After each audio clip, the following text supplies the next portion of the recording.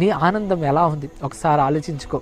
గంతులు వేశాడంట లోపల బాప్తిజం ఇచ్చే యోహాన్ గారు. అంటే ఆయనకు నిజంగా ప్రభు నా కొరకు వచ్చాడని ఆయన గంతులు వేశాడు. ఇంకా ఆయన రూపాన్ని దాల్చుకొని భూమి మీదకి రాకముందే మరియమ్మ తల్లి గర్భంలో ఉన్నప్పుడే ప్రభుని గురించి అర్థం చేసుకొని గంతులు వేసి నా రక్షకుడు వచ్చాడని ఆయన దేవుణ్ణి మహిమపరిచాడు.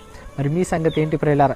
దేవుడు వచ్చి శరీరధారిగా మన మధ్యకు వచ్చి వాక్యం రూపంగా ఈరోజు మనతో మాట్లాడుతున్నా మనం ఎందుకు ఆయనకు దూరంగా వెళ్ళిపోతున్నాం?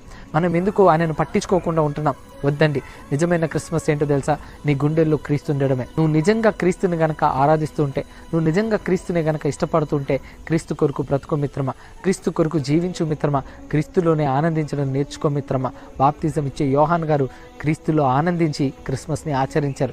ఈరోజు నీవు కూడా క్రీస్తులో ఆనందించగలిగితే నువ్వు కూడా క్రిస్మస్ని ఆచరించినట్టే. కాబట్టి లోక సంబంధంగా, శరీర సంబంధంగా కాకుండా ఆత్మ సంబంధంగా ఆనందించండి.